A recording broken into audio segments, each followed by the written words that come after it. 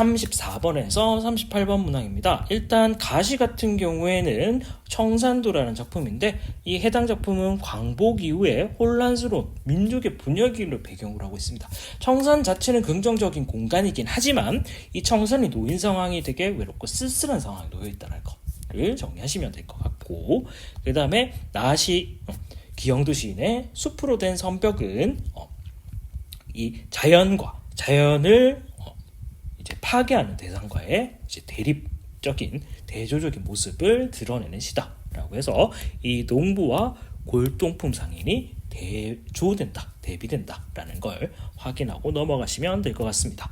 자, 그 다음에 나의 이규보 작가의 지지연기라는 고전 수필 같은 경우는 주제를 작곡하면 이익과 명리를 버리고 이익을 버리고 자신이 머물러야 할 곳에 사는 삶에 대한 지혜를 이야기하고 있는 수필이다 라고 보시면 될 것 같습니다. 자, 이 정도 정보를 가지고 이제 34번 문제를 살펴보도록 하겠습니다. 가와 나에 대한 설명으로 가장 적절한 것은 1번 가는 나와 달리 일부연을 명사로 마무리하여 여운을 강화하고 있다. 자, 가시 같은 경우에는 명사형 종결어미 사용하진 않고 있습니다.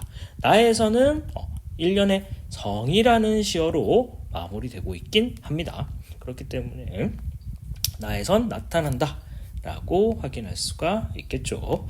자, 그 다음에 2번 가는 나와 달리 반복적인 호명을 통해서 부르는 말이죠. 중심 대상을 초점을 모으고 있다. 그래서 여기서는 사나 이런 식으로 반복적으로 부르고 있기 때문에 답은 2번으로 체크하시면 될 것 같습니다.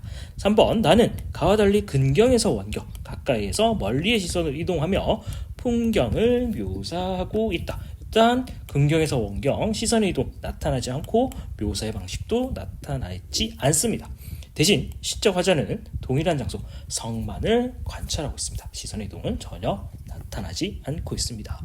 4번 가와 나는 모두 표면에 드러난 화자가 상황을 가정하여 시상을 전개하고 있다. 그러니까 표면적 화자라고 보시면 되겠죠. 그러면 표면적 화자는 나라는 표현이 드러나야 됩니다. 근데 두시 모두 나라는 표현이 드러나지 않기 때문에 잠재적 화자가 설정되어 있다라고 보시면 되겠고, 가정법은 확인할 수가 없겠죠. 그래서 요거는 4번은 틀렸다. 자, 5번 가와 나는 모두 말줄임표를 사용해서 두시 모두 말줄임표 나타나고 있긴 합니다. 시적 대상의 대립 상황을 제시하고 있다. 그런데 이 대립의 상황은 확인할 수가 없습니다. 그러면 말줄임표를 왜 썼느냐? 말줄임표 사용하여서 여운을 남기는 효과, 독자의 상상력을 자극한다든가 독자에게 뭔가 여운을 남기는 효과를 확보하려 하고 있습니다. 자, 다음 35번 문항입니다. 가에 대한 이해로 적절하지 않은 것은 1번 철철철은 숱한 나무들과 무성이 우거진 산마루로 이루어진 짙푸른 산의 모습을 부각하고 있다. 야, 그래서 우거졌다, 철철철 이런 것들이 뭔가 시각적 모습을 강조하고 있다는 걸 확인할 수가 있겠죠. 2번 1년의 둥둥은 기름진 햇살로부터 벗어나 씻기는 하늘로 향하라는 흰 구름의 움직임을 부각한다. 자, 요것만 제외하면 맞습니다. 둥둥둥은 흰 구름의 움직임을 부각한다. 움직임을 나타내는 건 맞지만 이걸 의미를 풀어서 해석하자면 햇살이 산을 비추고 있는 풍요롭고 따뜻한 상황을 얘기하고 있고, 그 다음에 구름 건넌 자를 씻겼다는 표현은 구름 한 점 없이 맑은 하늘을 의미합니다. 그러니까 각각이 개별적인 상황으로 이해를 해야 되겠죠. 그리고 구름의 움직임이 나타나긴 하지만 산을 벗어나서 하늘로 향하고 있다는 건 확인할 수 없습니다. 그냥 산을 넘어갔다라고 얘기를 하고 있죠. 그렇기 때문에 수직적 움직임보다는 수평적 움직임, 옆으로만 이동했다는 걸 확인할 수가 있겠습니다. 3번 이연의 줄줄줄은 골짜기의 물소리와 나의 가슴을 조응시키며 나의 고조된 감정을 부각하고 있다. 그래서 줄줄줄 뒤에 울어라 라는 표현을 통해 가지고 화자의 슬픔의 감정을 강조하고 있다는 걸 알 수가 있겠습니다. 4번 이연의 아른아른은 보고 싶은 하늘은 오지 않는 상황에서 나가 느끼는 그리움을 부각한다. 보고 싶다고 했으니까 그림을 부각한다 라고 확인할 수 있겠죠. 3년의 총총총은 나의 사람 나의 만남을 위해 기꺼이 와줄 거라는 나의 기대를 부각한다. 그래서 총총총 달려와줄 보고프니 라는 표현이 있기 때문에 나의 기대가 부각된다 라고 확인할 수가 있겠습니다. 그 다음 36번 기역과 니은에 대한 이해로 가장 적절한 것은, 자, 기역은 몇 개의 큰 나무들이고 니은은 네 상자입니다. 몇 개 큰 나무는 자연을 상징하는 것이라고 보시면 되겠고, 골동, 그러니까 농부에게는 뭐 거리낌 없이 자유롭게 그나들 수 있고 자연 자체를 상징합니다. 그렇지만 골동품 상인에게 있어서는 이것이 장애물이고 그것에 들어가기 위한 없애야 되는 파괴의 대상이다 라고 볼 수 있습니다. 그리고 니은의 내상자는 나의 이익, 나의 욕심, 이 정도로 볼 수가 있겠습니다. 자, 1번. 그는 기역을 목적 추구에 방해가 되는 대상으로, 그렇지, 없애야 된다라고 생각하고 있으니까 맞겠죠. 나는 니은을 추구하는 뜻에 방해가 되지 않는 대상으로 인식하고 있다. 그렇죠. 이 추구하는 뜻은 이익과 명리를 버리고 사는 삶, 욕심 없이 사는 삶을 의미합니다. 그런데 나는 상자를 남들이 훔쳐가더라도 신경 쓰지 않는다라고 얘기하고 있기 때문에 나에겐 전혀 방해가 되지 않는다라고 확인할 수가 있겠습니다. 2번. 그는 기역으로 인해 자신의 행동에 의구심을 가지게 되고 나는 니은으로 인해 자신의 선택에 만족감을 가지게 된다. 그래서 여기서 의구심을 가지진 않죠. 이걸 파괴를 해야 되는 거니까. 그리고 이것 때문에 만족감을 느끼고 있지는 않습니다. 자, 3번. 기역은 그가 상생의 관계를 포기하게 되는 계기로, 물론 파괴를 하긴 했습니다. 니은은 사람들이 서로에 대한 신뢰를 저버리는 계기로 작용한다. 근데 뭐 신뢰에 대한 얘기는 없죠. 그냥 내가 이거를 욕심내지 않는다, 이거는 신경 쓰지 않는다, 신경 쓰지 않는 대상으로 확인하시면 되겠습니다. 4번. 기역은 그 문제를 해결하는 과정에서 희생되는 것을 의미한다. 그렇죠. 몇 개 큰 나무를 없애버리니까.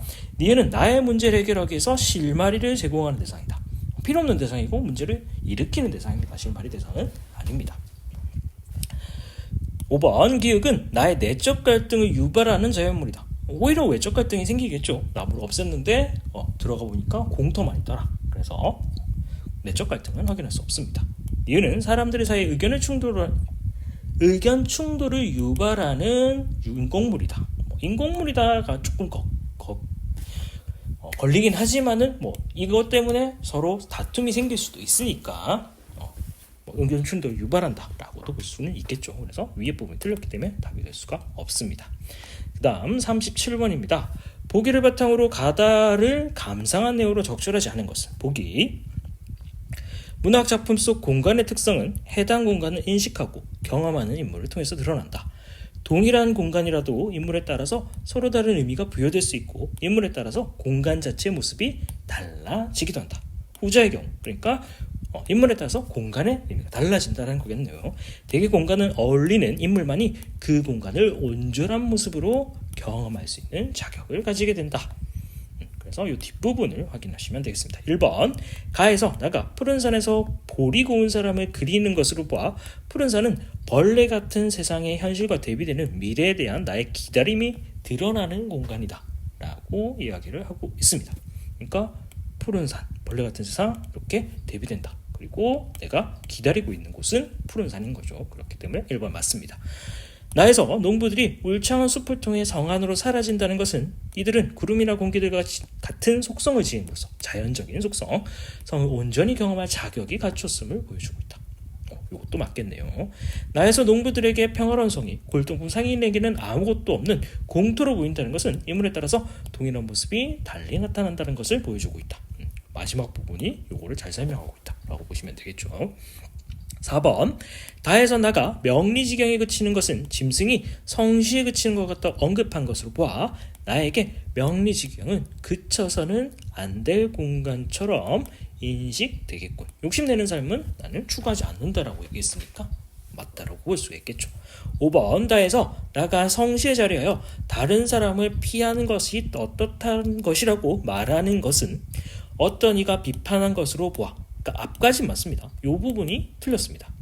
어떤 이에게 성시는 명리지경과 동일듯이 되는 공간이다 라고 이야기를 하고 있는데, 그 어떤 이가 의아하게 생각하고 있는 부분은 자연에 머물지 않느냐, 왜 성시에 머무느냐, 이 부분이 궁금한 거지, 성시에서 다른 사람을 피하는 것이 떳떳한 것이다 라는 것을 비판하고 있진 않습니다. 그러니까 이 부분은 조금 전제가 틀렸다라고 보시면 되겠죠.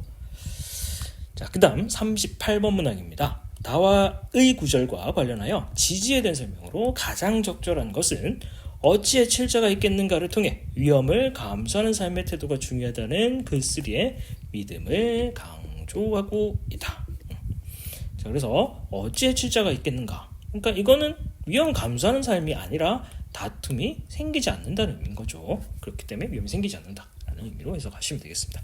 2번, 거철 이렇게 이름한 것을과 관련되어 자신의 본성에 맞는 삶을 실천하고자 하는 글쓰기의 지향을 반영했다. 그러니까 이 이름을 통해 가지고 그칠 곳에 그치는 삶, 본성에 맞는 삶을 추구하겠다는 걸 알 수가 있겠죠.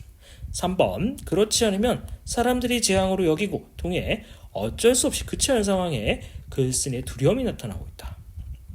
그러니까 이것은 동물이 잘못된 곳에 머무는 상황을 예로 든 것이지 글쓴이가 이것을 두려워한다라는 걸 확인할 수가 없습니다. 4번, 세상에 있어 거만스러워하는 남과 합하는 일이 적으니를 통해서 아직 적절하게 그치지 못하는 삶에 대한 글쓴이의 반성이 나타난다. 적절하게 그치는 삶을 살고 있지만 다만 나는 사람들과의 교류가 적다라는 의미, 다른 사람과의 다툼이 적다는 의미로 확인하셔야 될 것 같습니다. 5번, 사람들, 호랑이, 표범, 고라니와 사슴, 교룡들과 관련해서 모두 그쳐야 할 곳에 그칠 수 있도록 노력하겠다라는 글쓴이의 의지를 담아낸다. 노력과 의지는 확인할 수가 없습니다.